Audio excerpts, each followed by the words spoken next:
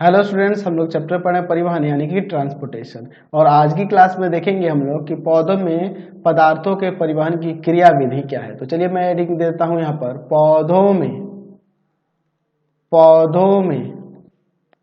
पदार्थों के परिवहन की क्रिया विधि। चलिए अब इसको समझते हैं।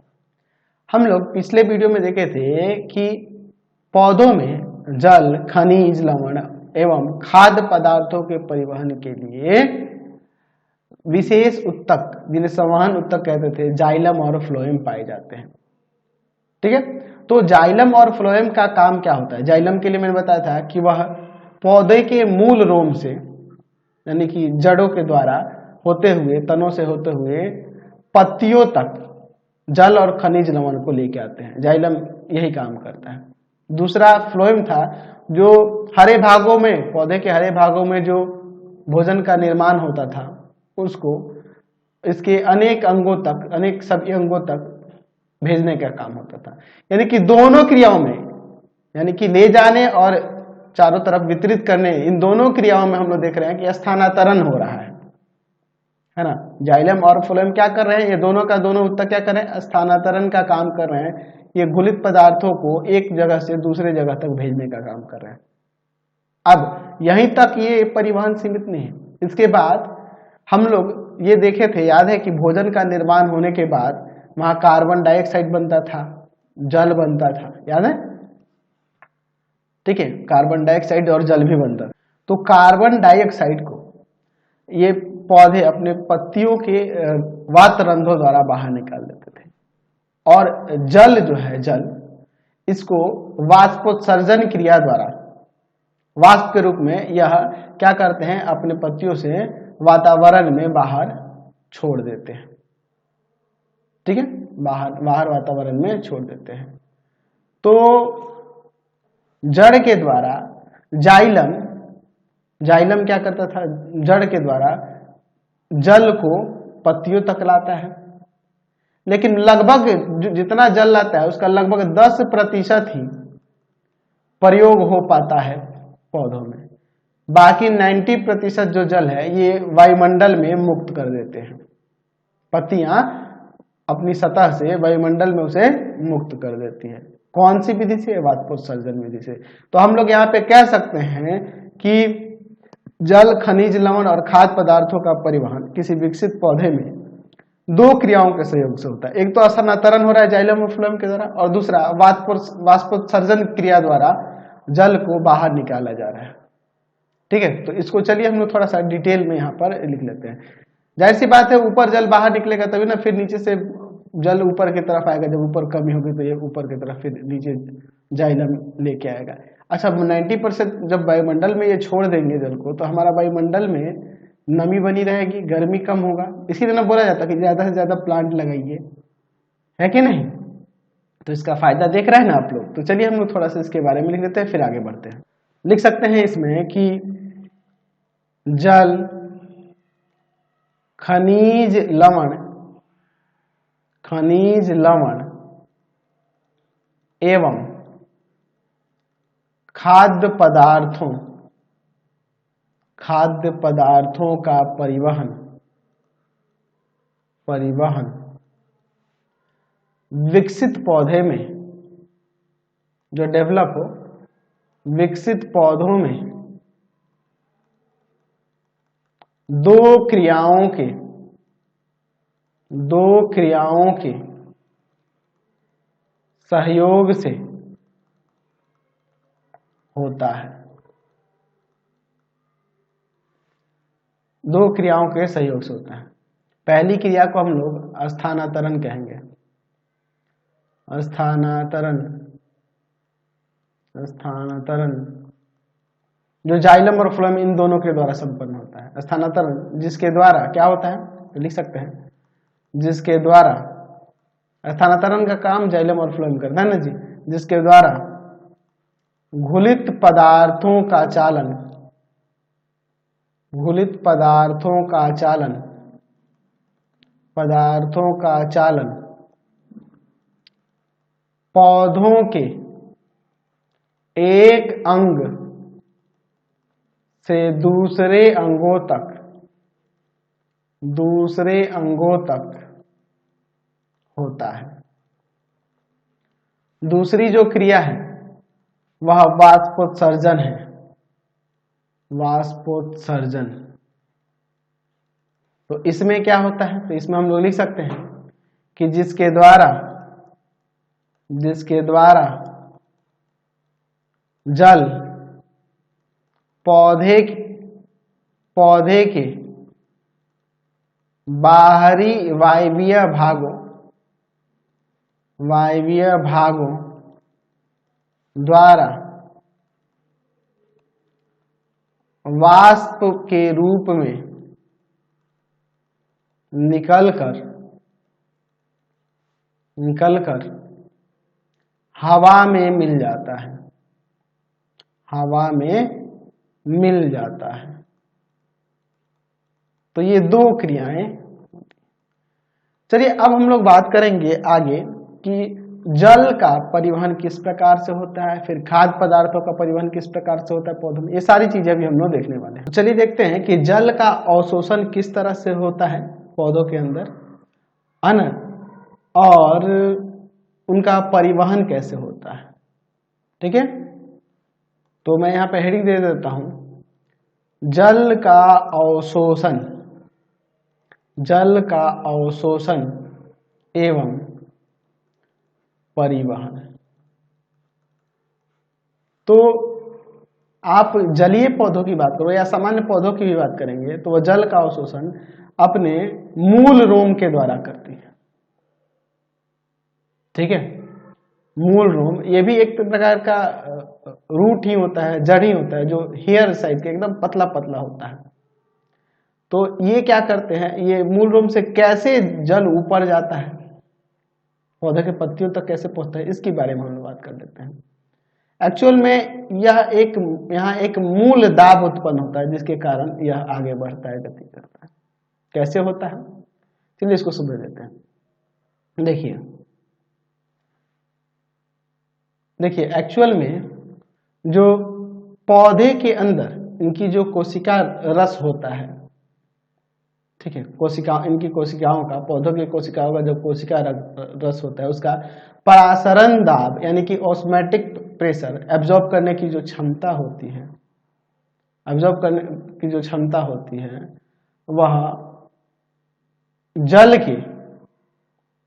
के दाब से, जो भूमि जल के दाब से अधिक होने के कारण यह जल विसरित होकर, यहाँ पे जो जल होगा वह विसरित होकर इनके मूल रोम की कोशिकाओं में आ जाएगा। क्योंकि मूल रोम की कोशिकाओं का जो कोशिका रस का जो परासरण दाब है वह अधिक है, और अधिक होने के कारण जो भूमि जल है वह विसरित होकर कहाँ आ जाएगा, मूल रोम की कोशिकाओं में आ जाएगा।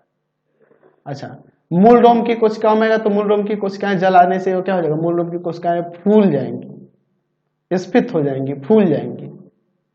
फिर उसके बाद क्या होगा, उसकी कोशिका, है ना जी, फूल जाएंगे, और फूल जाएंगी तो फिर उसके बाद उनका परासरण दाब, ऑस्मोटिक प्रेशर जो है वह कम हो जाता है।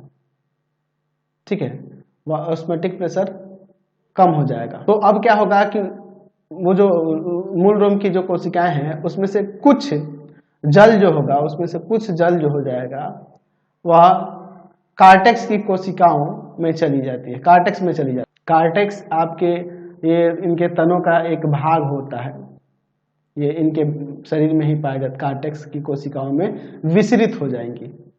ठीक है ना जी।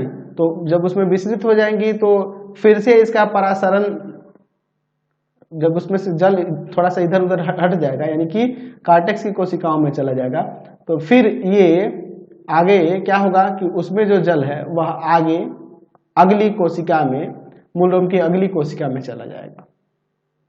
ठीक है, फिर वह स्फीत हो जाए, फूल जाएंगी, फिर उसका कुछ जल इधर उधर बिखर जाएगा, फिर ये आगे बढ़ते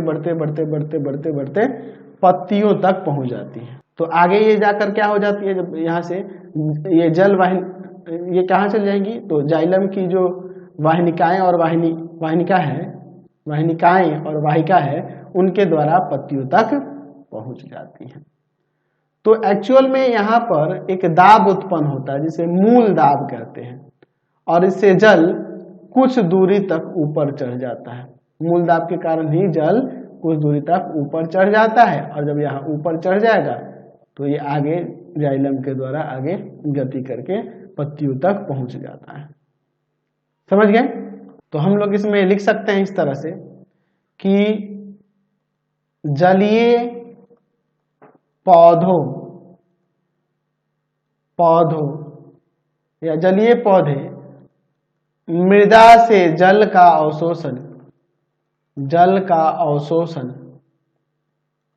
अवशोषण मुख्यतः अपने मूल रोमों के द्वारा करते हैं। कोशिका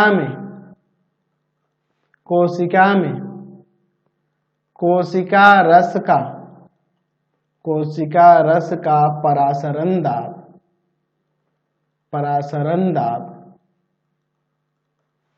भूमि जल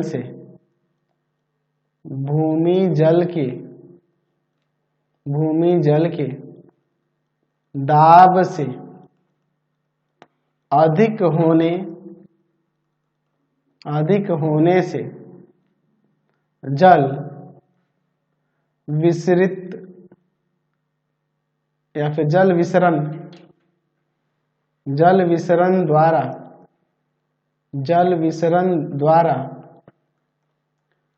मूल रोम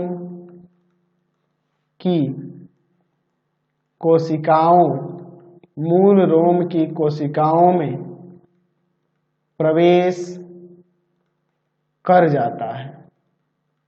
प्रवेश कर जाता है। ठीक है? मूल रोम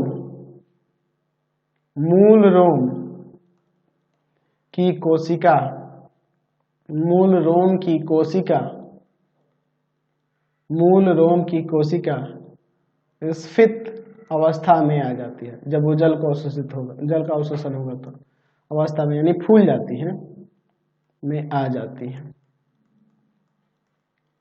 और धीरे धीरे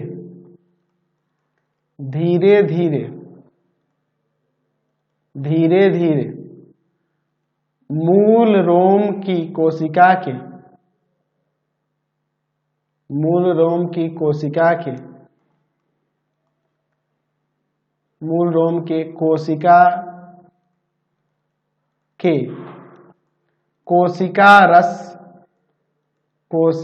रस का परासरण दाब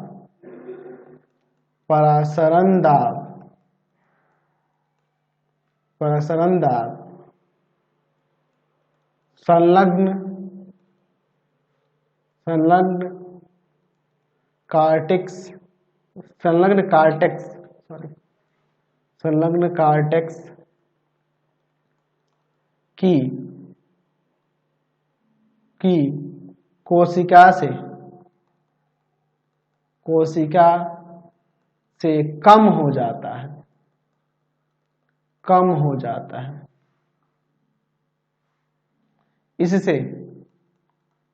इससे जल की कुछ मात्रा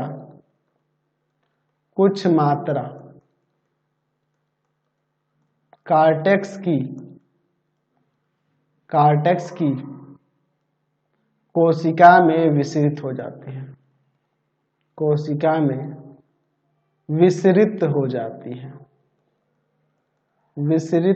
जाती है, और उसके स्फीत अवस्था यानी फूलने की जो अवस्था में आते ही परासरण दाब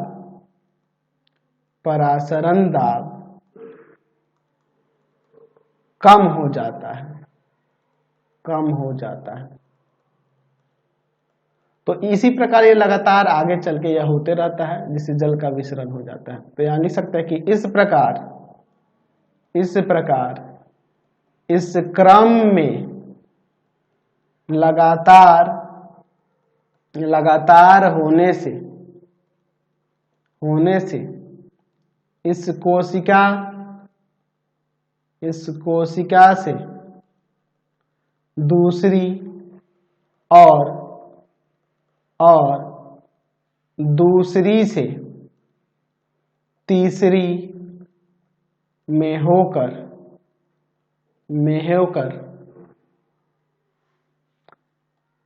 अंतः त्वचा ऐसे कर लेते हैं, अंतः त्वचा की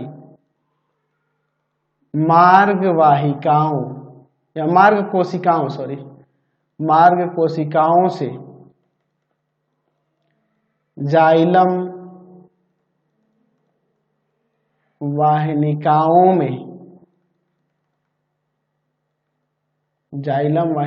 में जल विसरित हो जाता है और वहां एक दाब उत्पन्न होता है। यहाँ एक दाब उत्पन्न होता है जिसे मूल दाब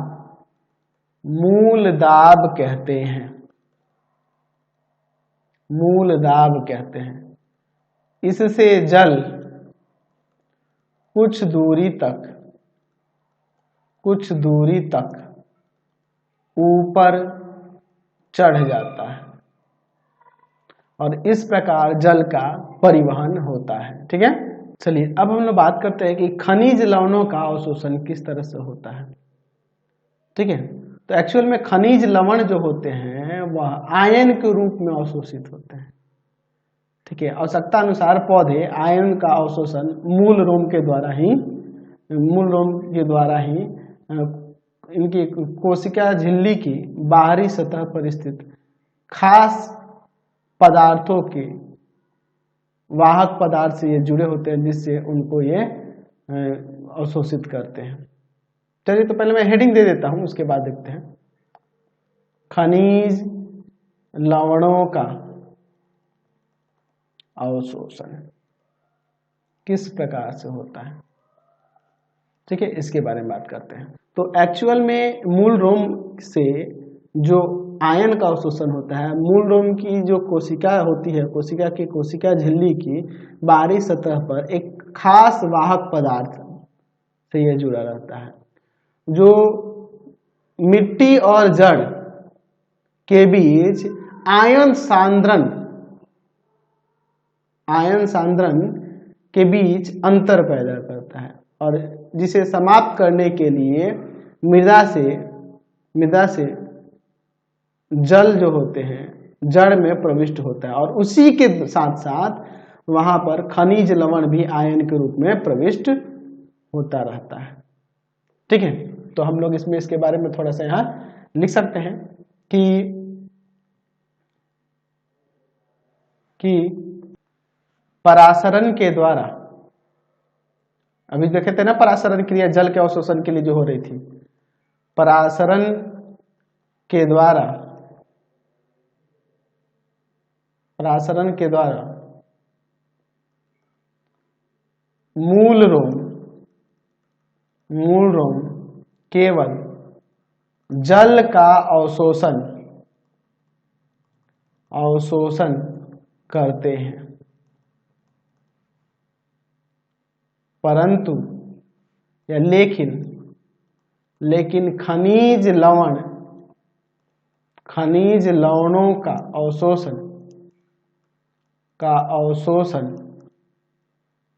अवशोषण आयन के रूप में होता है, आयन के रूप में होता है। कैसे होता है जी? तो हम लोग लिख सकते हैं इसमें आवश्यकता अनुसार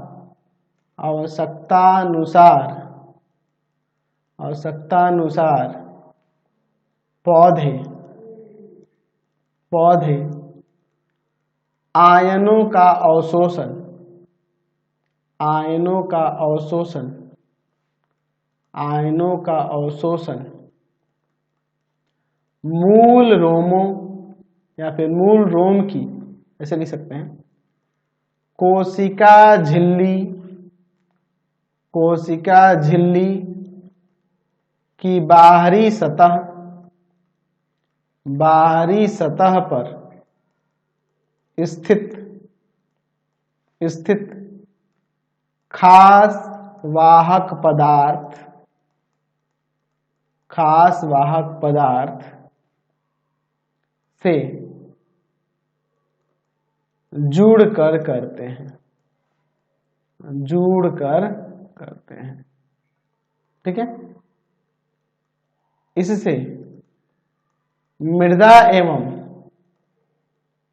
जड़ के बीच, जड़ के बीच आयन सांद्रण, आयन सांद्रण में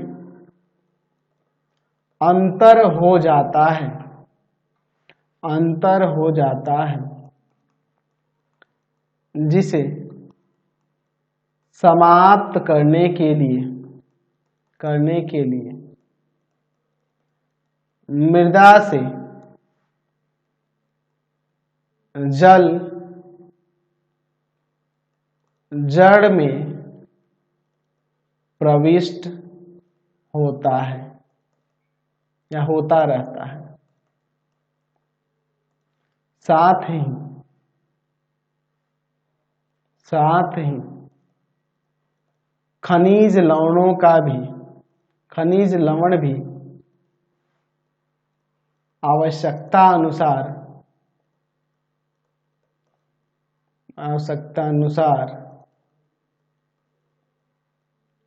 प्रविष्ट